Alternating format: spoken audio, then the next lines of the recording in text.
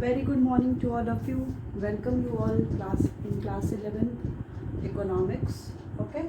So in the previous classes we have discussing the chapter 2 that is collection of data of your statistics of the economics for economics. So in the last class we have started a topic that is what is the method of the collection of data. So collection of data, there are two methods for the collecting the data, that is primary data and the second one is secondary data. Okay, so primary data is further divided into direct personal investigation, indirect oral investigation, information from the local sources or the different other correspondents, information through filling questionnaires and the filling schedules, as well as mailing method and the enumerator method, and the next one is telephonic interviews. Okay, so in the secondary data it is divided into two, that is published sources and the unpublished sources. So published sources is further divided into government publications, publication of the internal bodies, semi-official publications, reports of the committees and commissions, private publication, journal and newspaper, research institutions, professional trade bodies, annual reports of companies, articles, market review and reports. Okay, so in previous class we have already discussed what is the direct personal investigation and the indirect oral investigation. We have already discussed in the previous class. Okay, so in today's class we are going to start the information from the local sources. Okay, so shall we start? Okay, so information from the local sources or the correspondence. First of all, we go through the meaning of it. So under this method, local persons or the correspondents are appointed in different parts of the areas to be investigated. Okay, इस method में क्या होता है कि जो भी local persons हैं और दी करस्पॉन्डेंट हैं वो अपॉइंट किए जाते हैं in different parts of the areas, different part में जहाँ पे भी इन्वेस्टिगेशन करना है, the area to be investigated, जहाँ पे हमें इन्वेस्टिगेशन करना है वहाँ के जो भी लोकल सोर्सेज हैं, लोकल करस्पॉन्डेंट्स हैं, उनको क्या किया जाता है, अपॉइंट किया जाता है. They collect information in their own way. वो क्या करते हैं, इंफॉर्मेशन को कलेक्ट करते हैं देयर ओन वे, अपने वे में, and present it to the investigator. और वो क्या करते हैं, उसको प्रेजेंट करते हैं इन्वेस्टिगेटर को. ठीक है, इन्वेस्टिगेटर वो जो इन्वेस्टिगेट कर रहा है. These correspondents are trained to collect the information from the respondents.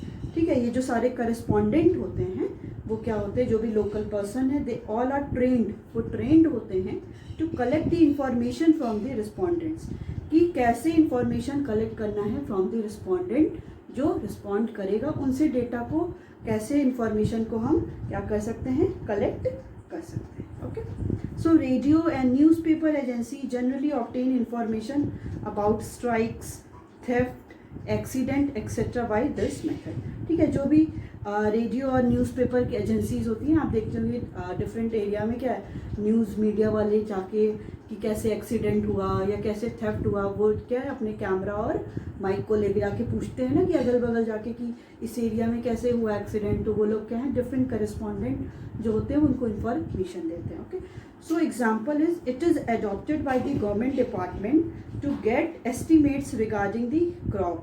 ठीक है, ये अडॉप्ट किया जाता है, मतलब गवर्नमेंट अडॉप्ट करती है, डिफरेंट डिपार्टमेंट क्या करते हैं, एस्टिमेट्स बताते हैं रिगार्डिंग द क्रॉप, कि इस ईयर कितना क्रॉप का प्रोडक्शन हुआ.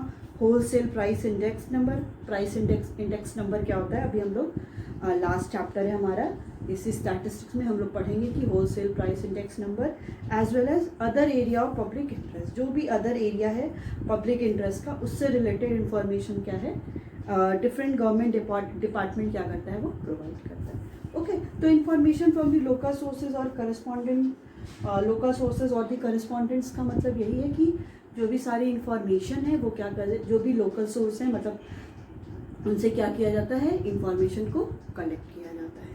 ओके, जैसे कहीं भी एक्सीडेंट हो गया या थेफ्ट हो गया या कोई भी स्ट्राइक्स हो गई तो वहाँ पे डिफरेंट सोर्सेज के थ्रू वहाँ से डेटा को कलेक्ट किया जाता है और फिर उन्हीं पे क्या करता है, इन्वेस्टिगेटर इन्वेस्टिगेशन करता है पूरा. Okay, so suitability is the method of data collection is suitable when, ये जो मेथड है डेटा कलेक्शन का वो सुटेबल है जब area of inquiry is large, जब इंक्वायरी की एरिया क्या हो, बहुत लार्ज हो. High degree of accuracy in data is not necessary. इसमें क्या है, एक्यूरेसी, डेटा एकदम एक्यूरेट हो ये नेसेसरी नहीं है. Regular and continuous data are required. इसमें क्या है कि जो डेटा हो वो regularly as well as continuously वो डेटा का रिक्वायरमेंट होना चाहिए. डेटा रिक्वायर्ड है कि वो रेगुलरिटी में हो as well as data continuously क्या हो, डेटा का कलेक्शन होता रहे. Information is required by the radio, newspaper, TV etcetera. ठीक है, ये सारी इंफॉर्मेशन कौन कवर करता है, कौन कैटर करता है, कोई टीवी, न्यूज़पेपर और दी रेडियोज वाले, वो सब क्या करते हैं, यही सारी ऐसे इंफॉर्मेशन को gather as well as collect करते हैं. तो इन एरिया में क्या है, ये सुटेबल है. मेरिट्स क्या है इसकी, wide coverage. Okay, it can cover a wide area under the investigation. ये क्या करता है, बहुत वाइड एरिया को कवर करता है अंडर द इन्वेस्टिगेशन. जैसे अब कोई भी कहीं भी कोई ऐसी सिचुएशन हो गया, डिफरेंट प्रॉब्लम आ गई, तो वो डिफरेंट उसी से अगल बगल जाके पूरे डेटा को क्या करते हैं, कवर करते हैं. इनएक्सपेंसिव, ये क्या है, इनएक्सपेंसिव है. This method is comparatively cheaper in terms of time, money and efforts involve. ठीक है, ये क्या है, ये जो मेथड है वो चीपर है, बहुत लो कॉस्ट इसमें कवर होता है. इन टर्म्स ऑफ टाइम में भी, टाइम भी बहुत ज़्यादा नहीं लगता है, मनी भी नहीं लगता है, एज वेल एज एफर्ट्स भी इसमें कम इन्वॉल्व होता है. And hence it is economical. ये क्या है, बहुत इकोनॉमिकल है, ज़्यादा कॉस्टली नहीं है. Next one is regular information. Local sources और दी करस्पॉन्डेंट सप्लाई रेगुलर इंफॉर्मेशन. ठीक है, जो भी लोकल सोर्सेज होते हैं और जो डिफरेंट करस्पॉन्डेंट होते हैं वो क्या करते हैं, रेगुलरली इंफॉर्मेशन को सप्लाई करते हैं. सो कंटिन्यूटी रिमेन्स मेंटेन. इससे क्या होगा कि वो डिफरेंट जो डेटाज हैं, इंफॉर्मेशन है, उसकी क्या है, कंटिन्यूटी मेंटेन रहेगी. मतलब ये नहीं है कि जैसे आप लोग देखते होंगे ना, न्यूज़ पे देखते होंगे कि मीडिया वाले क्या है, कंटिन्यूसली आपको इन्फॉर्मेशन देते रहते हैं कि ये हुआ, अभी ऐसा हो रहा है. तो ये सब क्या है कि इतना ज़्यादा वो लोग फ्लेक्सिबल होते हैं, मतलब जो भी इंफॉर्मेशन देना है वो इतना रेगुलरली देते हैं कि वो जो कंटिन्यूटी है वो उसकी क्या होती है, मेंटेन्ड रहती है. Okay, next one is suitable for the special purpose. ये क्या है, सुटेबल है स्पेशल पर्पस के लिए. This method is suitable for the special investigation.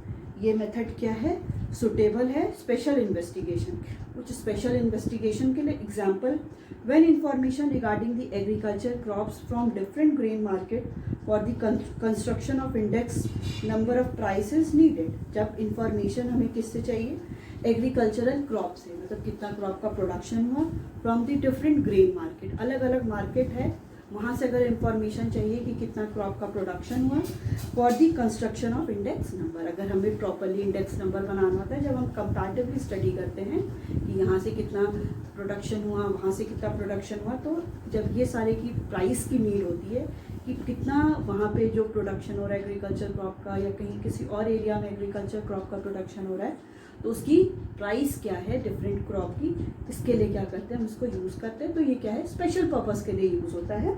So this method is suitable for some special purpose investigation. ये जो मेथड है वो किसी स्पेशल पर्पस के इन्वेस्टिगेशन के लिए बेसिकली यूज़ किया जाता है. Okay, so merits are the, first one is wide coverage, wide cover करता है.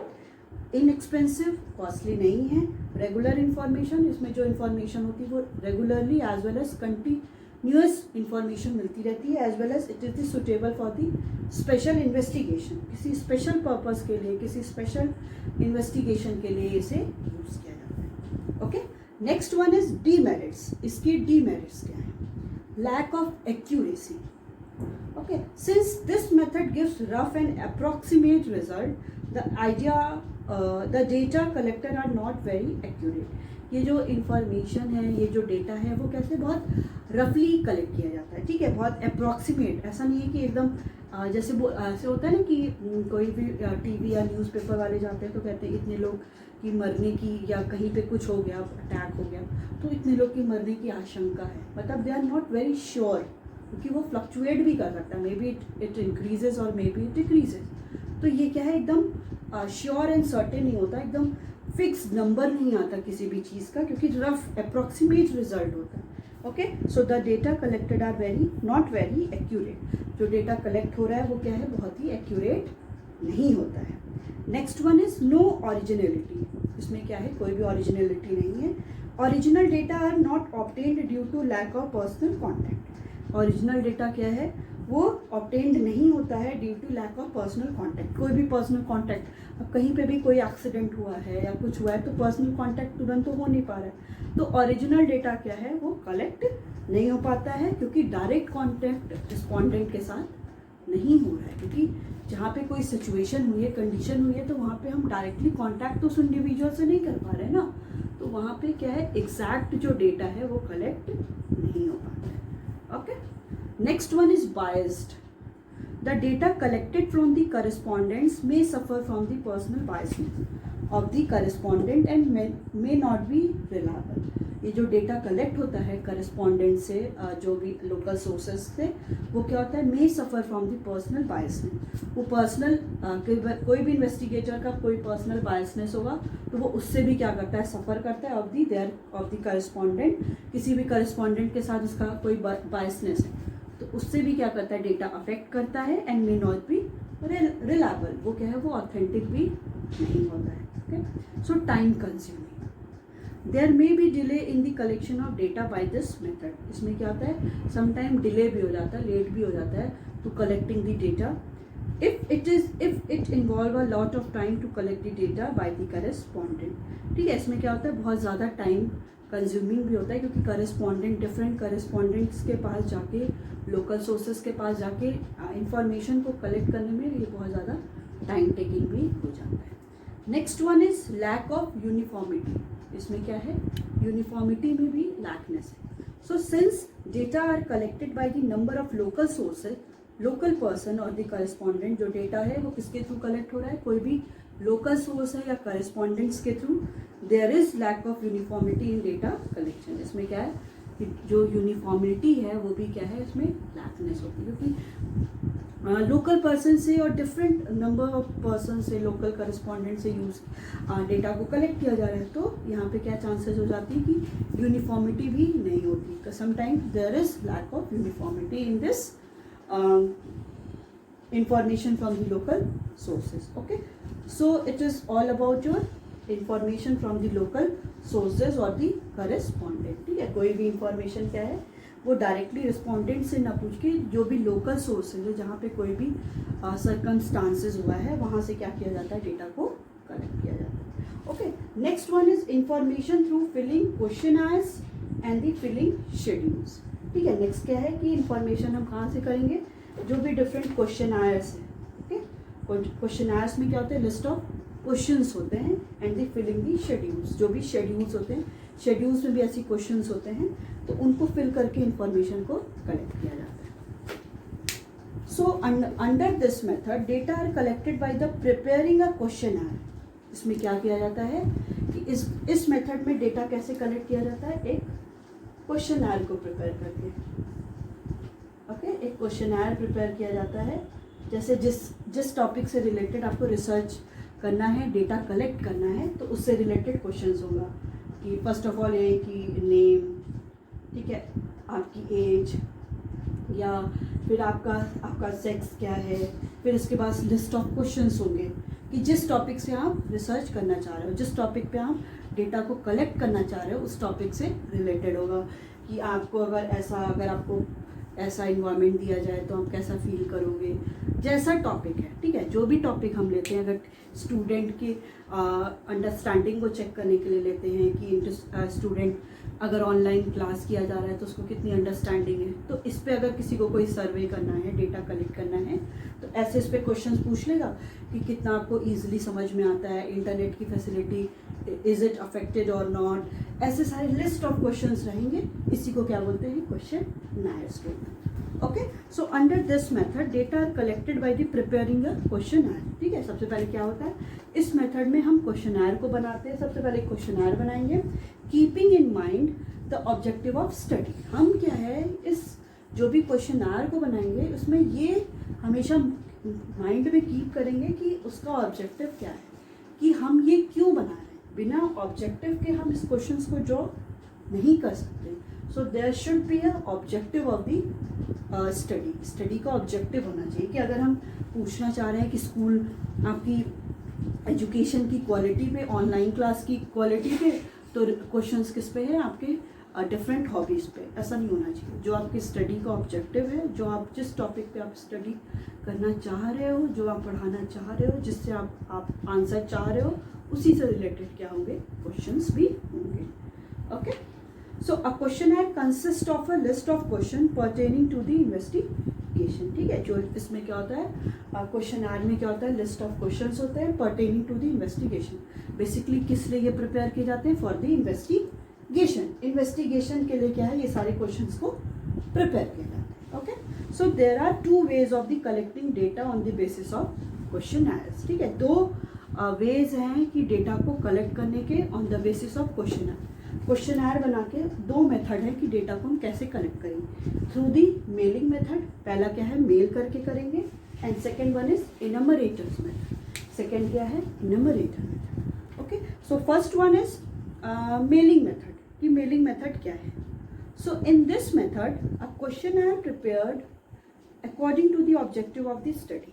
इसमें क्या होगा कि जो भी क्वेश्चनर प्रिपेयर होगा वो किस पे होगा, किस पे prepare, according to the objective of the study. Study का ऑब्जेक्टिव क्या है, उसके बेसिस पे क्वेश्चंस, लिस्ट ऑफ क्वेश्चंस क्या है, प्रिपेयर किए जाएंगे।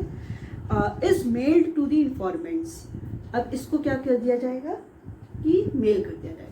फॉर एग्जाम्पल मुझे क्या करना है, आप लोग से एक इन्वेस्टिगेशन मुझे करना है, मुझे इस चीज़ का आंसर चाहिए कि आप लोग को जितनी भी ऑनलाइन क्लास हो रही है वो आप लोग के लिए कितनी रिलायबल है, कितना अंडरस्टैंडिंग लेवल पे आपके जा रही है, कितना आप उसको अपने नॉलेज से अंडरस्टैंडिंग लेवल पे लेके जा रहे हो, कितना आपको समझ में आ रहा है। तो मैंने क्या किया, एक ऐसा क्वेश्चनर बना लिया। ठीक है, लिस्ट ऑफ क्वेश्चंस मैंने प्रिपेयर कर लिए कि आपको इंटरनेट फैसिलिटी कैसे अफेक्ट करती है कि नहीं, आपको अगर ऑनलाइन क्लास में ज़्यादा समझ में आता है कि ऑफलाइन क्लास में, आप किस पर्सपेक्टिव से इसको देखना चाहते हैं। ऐसे ऐसे सारे क्वेश्चंस मैं प्रिपेयर करके फिर क्या करूँगी, आपके क्लास 11th के जितने भी मैंने सबकी ईमेल आईडी ले ली, मुझे आप ही लोग से आंसर चाहिए, तो मैंने आप ही सब पे क्या कर दिया, मेल कर दिया। ओके, अब ये मेल आप लोग तक पहुँच जाएगा।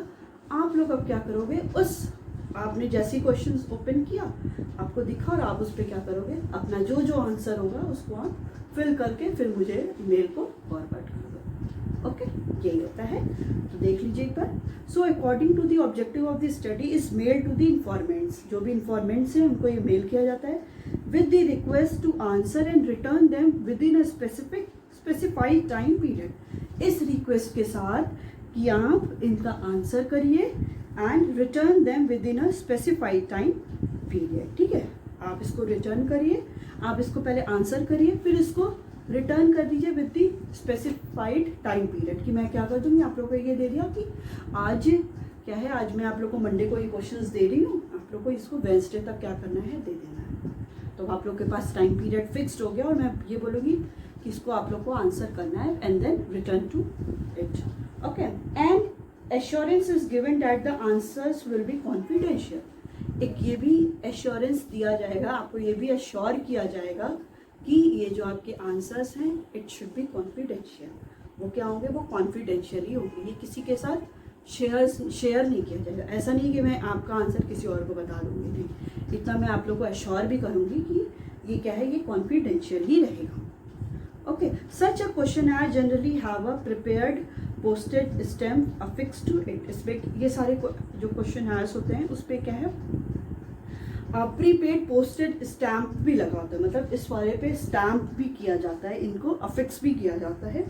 Example, mailing a questionnaire to a government employees in an area to get feedback in their working condition and the related affair. एक क्वेश्चनर क्या करना है, जो भी गवर्नमेंट डिपार्टमेंट में काम कर रहे हैं, गवर्नमेंट वर्कर्स हैं, उनको क्या करना है, एक मेल करना है कि उनको अपने वर्किंग कंडीशन के बारे में एक्सप्लेन करना है। तो वर्किंग कंडीशन के बारे में एक्सप्लेन करना है, तो मैंने कोई भी इन्वेस्टिगेटर क्या करेगा, लिस्ट ऑफ क्वेश्चन प्रिपेयर कर देगा कि आप कहाँ पे काम करते हो, आपकी कितनी सैलरी है, आप कितने सेटिस्फाइड हो अपने वर्किंग कंडीशन से, आपका इन्वायरमेंट कैसा है, आपका जो सुपीरियर अथॉरिटी है, जो बॉस है, वो आपके लिए आपका हेल्पफुल है कि नहीं, आपके जो कलीग्स हैं वो अच्छे हैं कि नहीं। तो ये पूरे वर्किंग कंडीशन से रिलेटेड क्वेश्चंस होंगे।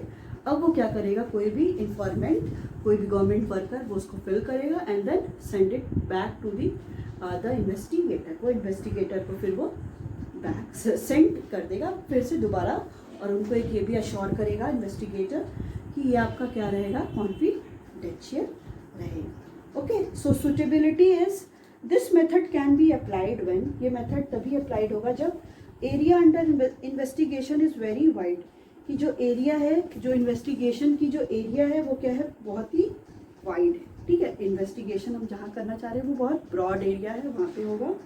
Informants are literate and educated, जो भी इन्फॉर्मेंट होंगे जो ये सारी इन्फॉर्मेशन को फिल करेंगे। अब मैंने क्वेश्चनर क्या है, किसी एक विलेज में जाके, रूरल एरिया में जाके मैं किसी ऐसे कोई भी ओल्ड लेडी को दे दिया जो क्या है, एजुकेटेड ही नहीं है, इलिटरेट है, उसको दे देंगे, क्या ये फिल कर पाएगी? एकदम नहीं कर पाएगी, बिकॉज वो उसको नहीं पता ये सब चीज़। तो इसके एक ये भी कंडीशन है कि किसी एक एजुकेटेड और लिटरेट पर्सन को देंगे।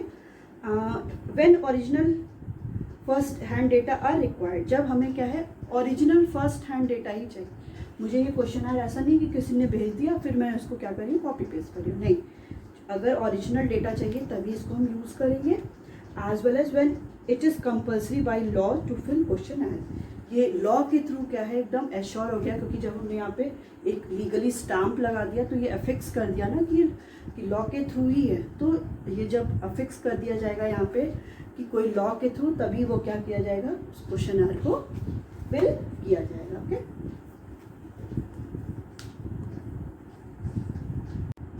Okay, the next one is merits of the mailing method. So what are the different merits? First one is economical. So this is not an expensive method as mailing cost is less than that of the personal visit. ये क्या होता है, बहुत ही economical होता है, expensive नहीं होता है, बिकॉज मेल करना क्या है, वो ज़्यादा ईजी है to visit the any person, किसी ऐसे इंडिविजुअल के पास विजिट करने से ज़्यादा बेटर है। अब आप लोग को क्या है, आप लोग डिफरेंट एरिया में रहते हो, अब मेरे को एक के पास जाने से बेटर है कि मैं यहाँ पे बैठे बैठे आप लोग को क्या कर दूँ, मेल कर दूँ। Okay, so it is economical in terms of time, money and efforts involve. ये क्या इकोनॉमिकल है, किसमें, टाइम्स में भी, मनी में भी और एफर्ट्स भी इन्वॉल्व है।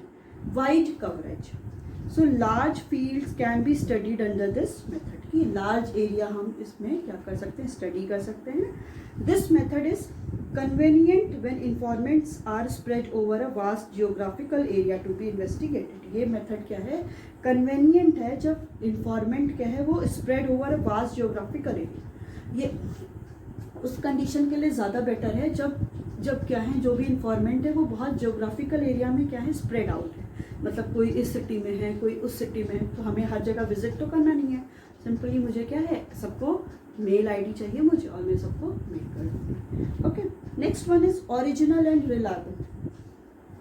Since this method provide first hand information, ये जो मेथड होता है वो फर्स्ट हैंड इंफॉर्मेशन देता है। It is original in nature, ये ओरिजिनल भी होता है, as well as it is reliable, ये ऑथेंटिक भी होता है, ट्रुथ भी होता है। फ्री फ्रॉम बायसनेस, ये क्या है, बायसनेस से फ्री है। This method is free from biasness of the investigator as information is given by informants themselves। ये क्या है कि ये सारे बायसनेस से फ्री है, बिकॉज जो सारी इंफॉर्मेशन है वो कौन दे रहा है, इंफॉर्मेंट खुद दे रहा है, इसलिए ठीक है, इसमें कोई भी बायसनेस नहीं हो सकती है, क्योंकि वो ऑलरेडी सारा फॉर्म फिल कर दिया। अब हम उसमें मैनिपुलेट नहीं कर सकते, क्योंकि वो सारा वो फॉर्म फिल करके आया और वो खुद सारे फॉर्म को फिल कर रहा है, अपना पर्सनल इंफॉर्मेशन दे रहा है, तो इसमें बायसनेस की चांसेस कम होती है। Now the next one is demerits of the mailing method. So lack of interest among the informants limits the use of this method, कि इसमें क्या है, लैक ऑफ इंटरेस्ट हुआ है, किसमें, अमंग द इंफॉर्मेंट्स, जो इंफॉर्मेंट होते हैं, जो फॉर्म को फिल कर रहे हैं उनमें क्या है, लैक ऑफ इंटरेस्ट है. The use of this method they may fail to send back to the questionnaire और may send it incomplete. Sometimes वो क्या करते हैं कि उसको जैसे होता नहीं, कभी हमारा मन नहीं होता तो भी हम लोग को काम मिलता है तो ज़बरदस्ती करके दे देंगे. तो वो लोग क्या करते हैं, कभी कभी उसको बिना इंटरेस्ट के जल्दी जल्दी फिल कर देते हैं, और समटाइम्स वो क्या करते हैं उसको इनकम्प्लीट ही सेंड कर देते हैं, या कभी उसको वो सबमिट ही नहीं करते, क्योंकि ये क्या है, उनका लैक ऑफ इंटरेस्ट है. उनको उसमें इंटरेस्ट नहीं था तो उन्होंने क्या किया, या तो उसको सेंड ही नहीं किया, या तो इनकम्प्लीट सेंड किया, या तो प्रॉपर आंसर ही नहीं किया. तो ये भी क्या होती है, चांसेस होती हैं. Next one is limited use. So this method can be put to use only when the informants are educated. ये जो मेथड है वो हम तभी यूज़ कर सकते हैं जब इन्फॉर्मेंट क्या है, वो एजुकेटेड है, so that they return the questionnaire duly read understood and answer. तब क्या होगा, जो क्वेश्चनर वो रिटर्न करेगा वो क्या होगा, पूरा ड्यूली रीड, वो खुद पूरा पढ़ेगा, उसको अंडरस्टैंड करेगा, समझेगा, एंड देन आंसर करके ही वो उसको सेंड करेगा. ठीक है, ये क्या है, लिमिटेड यूज़ है. मतलब हर एक लोग नहीं, मतलब अनएजुकेटेड, इलिटरेट इस क्वेश्चनर को फिल नहीं कर सकते. Next one is lack of accuracy. Lack of accuracy भी है. इन्फॉर्मेंट्स में मिस इंटरप्रेट और may not understand the question properly. Sometimes ये भी ऐसा भी होता है जैसे कि जो भी इन्फॉर्मेंट है, जो इन्फॉर्मेशन दे रहे हैं, वो कभी कभी क्वेश्चंस को समझ ही नहीं पाते. वो जो अपने अकॉर्डिंग क्वेश्चंस को समझेंगे उसी के अकॉर्डिंग क्या कर देंगे, आंसरिंग कर देंगे. So there is possibility of getting the wrong result. इससे क्या होगा कि वो रॉन्ग रिजल्ट को दे देंगे. Next one is inflexible. Since questions can not be altered according to the suitability of the informants. Question से मे बी ये भी हो जाता है कि वो क्वेश्चंस जो हैं वो जो भी इन्फॉर्मेंट्स के सुटेबिलिटी के अकॉर्डिंग तो बनते नहीं है. So this method is not flexible. अब ये क्वेश्चन वो अपने अकॉर्डिंग तो चेंज भी नहीं कर सकता, क्योंकि वो ऑलरेडी क्वेश्चंस प्रिपेयर्ड है. ये नहीं कि वो अपने अकॉर्डिंग उसको चेंज करे. So this hinders getting accurate information. तो इसमें क्या है, लैक ऑफ फ्लेक्सिबिलिटी. फ्लेक्सिबिलिटी इसमें नहीं है. Sometimes this hinders getting accurate information. इसमें क्या होता है, इन्फॉर्मेशन भी जो मिलती है वो एक्यूरेट नहीं होती है. Okay, so it is your mailing method. ये आपका क्या है, mailing method. Okay, now the next one is enumerators method. Enumerators method. So the meaning, in this method a questionnaire prepared according to the objective of the study. इसमें क्या होता है, जो questionnaires prepare होते हैं वो किसके according होते हैं, objective of the study is taken to the informants by the trained enumerators. जो objective of the study is taken to the informants को दिए जाते हैं by the trained enumerator. जो ट्रेंड इनमरेटर्स होते हैं उनके through, who help the informants in recording their answer. जो इन्फॉर्मेंट्स को क्या करते हैं, हेल्प करते हैं कि उनके आंसर्स को वो रिकॉर्ड करें. The enumerator himself approach the informant. इसमें जो भी इनमरेटर्स होते हैं वो खुद अप्रोच करते हैं डिफरेंट इन्फॉर्मेंट्स को, जिससे उनको इन्फॉर्मेशन लेनी है, विद क्वेश्चनर. वो क्वेश्चनर के साथ उनके पास जाते हैं and ask them questions which are called schedule और द स्केड्यूल. इसको और उनसे क्या करते हैं, वो खुद क्वेश्चंस पूछेंगे जिसको क्या बोलते हैं, स्केड्यूल्स बोलते हैं. ओके, शेड्यूल्स बोलते हैं. So enumerator fills the questionnaire himself after seeking information. इसमें जो भी इनमरेटर है, जो भी रिसर्चर है, जो इन्वेस्टिगेटर है, वो खुद क्या करता है, पूरे वो क्वेश्चनर को लेके जाएगा. फॉर एग्जाम्पल, अब मैं क्या हूँ, मैं इनमरेटर हूँ. मैंने किसी एक इंडिविजुअल को के पास गई, मैं अपने पास, मेरे पास लिस्ट ऑफ वो क्वेश्चनर था मेरे पास. मैंने उससे एक एक क्वेश्चन पूछा कि और मैंने खुद फिल किया. मतलब जो इनमरेटर है वो क्वेश्चन उसको आस्क करेगा इन्फॉर्मेंट को, जो इन्फॉर्मेंट आंसर देगा, इन्वेस्टिगेटर और इनमरेटर खुद ही उस आंसर को क्या करेगा, फिल करेगा. Okay, so enumerator are the person who help the investigator in collecting the data. Enumerator वो पर्सन है जो इन्वेस्टिगेटर को क्या करता है, हेल्प करता है in the collecting of the data. Data को कलेक्ट करने में इन्वेस्टिगेटर की वो हेल्प करता है. They are trained to fill the schedules. वो क्या होते हैं, वो ट्रेंड होते हैं कि स्केड्यूल्स को फिल कर सके and put forward the question intelligently to procure accurate data. और वो क्वेश्चंस को बहुत प्रॉपरली, इंटेलिजेंटली क्या करते हैं, बहुत क्वेश्चंस को पूछते हैं, जैसे वो आंसर्स उनसे ईजिली कैच कर सके। जैसे अगर वो एकदम सिंपल पूछेगा तो वो क्या करते हैं, उसको पूरा ऐसा इन्वायरमेंट क्रिएट कर देते हैं उसके पास कि वो प्रॉपरली एक्यूरेट आंसर वो ही देता है। Okay, so example is if the purpose of the investigation is to find out the percentage change in monthly expenditure of the employees of a factory. अगर ये पर्पस है कि इन्वेस्टिगेशन करना है कि find out the percentage change in monthly expenditure of employees, कि monthly expenditure क्या है कोई भी एम्प्लॉयज़ की जो किसी भी फैक्ट्री में काम करें, who might need help of understand and supply the right information to the investigator. वो क्या करता है, वो हेल्प करता है, हेल्प टू अंडरस्टैंड करने के लिए, and supply the right information. वो राइट इन्फॉर्मेशन क्या करता है, सप्लाई करता है टू द इन्वेस्टिगेटर। इन्वेस्टिगेटर को वो राइट आंसर सप्लाई करता है। Okay, so next one is suitability, कि इसकी सुटेबिलिटी क्या है। This method can be used when, ये मेथड तब यूज होता है, first one is area under investigation is large, जब एरिया क्या है इन्वेस्टिगेशन की वो लार्ज है।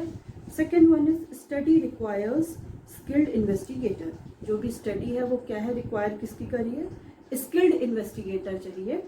Third one is informants are not educated enough, जो इंफॉर्मेंट हैं वो आर नॉट एजुकेटेड इनफ, जब वो एजुकेटेड इनफ नहीं है तो आंसर कौन फिल कर रहा है, वो तो इनमरेटर कर रहा है, तो ये नहीं डिपेंड करता है कि वो एजुकेटेड है कि वो अनएजुकेटेड है। Next one is personal contact is necessary when true and reliable answers are required for difficult questions. ठीक है, पर्सनल कॉन्टैक्ट बहुत नेसेसरी है, it is very necessary because when true and reliable answer are required, जब कोई भी true और reliable answer चाहिए उसके लिए क्या है, एक पर्सनल कॉन्टैक्ट होना चाहिए, एक पर्सनल रैपोर्ट होना चाहिए किसी भी इंफॉर्मेंट के साथ, तब वो क्या होगा, वो फ्री फील करेगा उसके साथ, तब वो एक्यूरेट और करेक्ट इन्फॉर्मेशन देगा फॉर डिफ़िकल्ट क्वेश्चन। कोई भी डिफ़िकल्ट क्वेश्चन अगर उस क्वेश्चन को समझेगा ही नहीं तो प्रॉपरली उसका आंसरिंग नहीं कर पाएगा। Okay, so what we have discussed that is we was discussing the collection of data, in which primary data and the secondary data. In the previous class we have already discussed the direct personal investigation and the indirect oral investigation. Today's class we have start that is information from the local sources, and we are studying the information through filling questionnaires and the schedules. Okay, we have already discussed the mailing method and we are continuously studying the enumerator method. Okay, so till here we have discussed, so it's all about your today's class. We will continue it and these one in the next class. Okay, thank you.